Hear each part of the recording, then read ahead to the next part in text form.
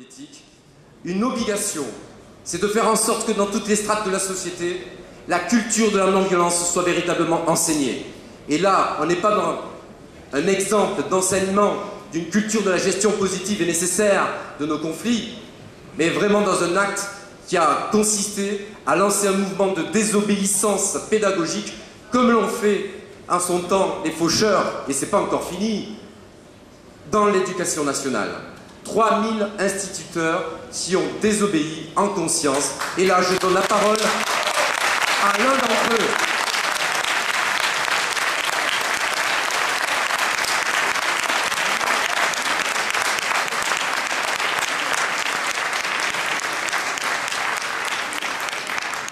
Merci de m'inviter à dire quelques mots.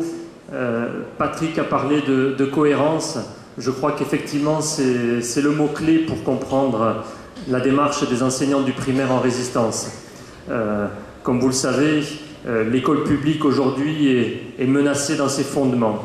Jamais un gouvernement n'avait porté des coups aussi rudes à cette école publique au point de l'ébranler dans ses fondements.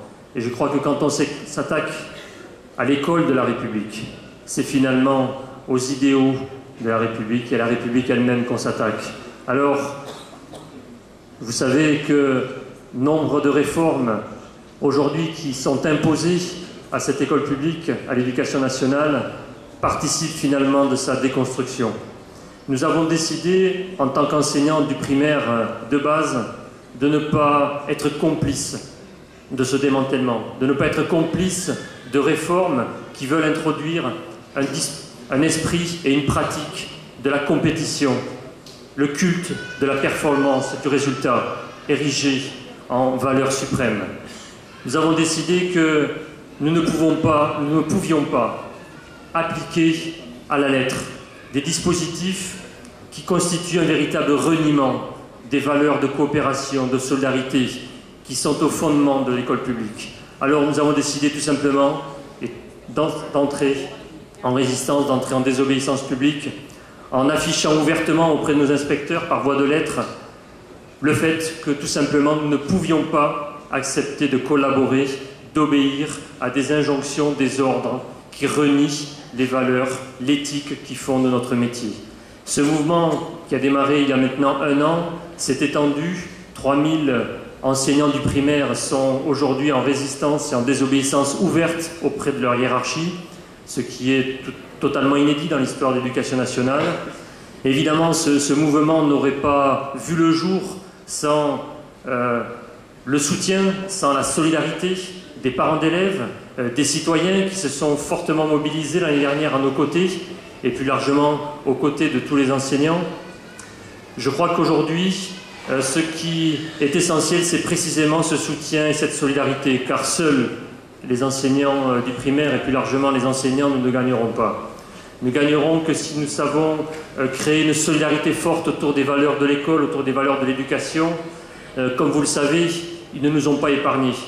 Ils ne nous ont pas épargnés en nous sanctionnant financièrement, en nous refusant des promotions auxquelles nous avions droit, en nous sanctionnant sur le plan disciplinaire, et ils espéraient par ce biais que nous allions rentrer dans leur rang. Eh bien, nous avons montré que malgré les sanctions, malgré la pression, eh bien, nous étions toujours là, nous étions toujours en résistance, et aujourd'hui, eh bien, ils sont bien embêtés.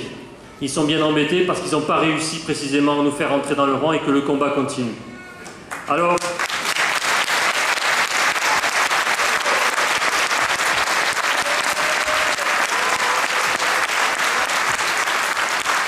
pour terminer, je crois que sur un plan plus politique, il est essentiel que l'éducation, que l'école redeviennent au centre d'un projet de société. Je crois que malheureusement, l'éducation a été délaissée par les partis de gauche d'une manière générale ces dernières années. Et je crois qu'il nous faut, dans le cadre de la perspective d'un projet de société solidaire, coopératif, retrouver le sens de l'école publique, le sens des valeurs de l'école publique. Nous devons non seulement défendre l'école, mais aussi imaginer et construire une autre école, ce que j'appelle une école citoyenne finalement, Une école qui ne sera pas uniquement là pour apprendre à lire, écrire et compter, parce que ça reste effectivement les fondements, mais une école qui saura donner du sens aussi aux apprentissages et qui saura donner du sens aux futures générations dans un monde difficile, dans un monde complexe, dans un monde où on aura de plus en plus besoin de solidarité, de coopération et non pas de compétition. Je vous remercie.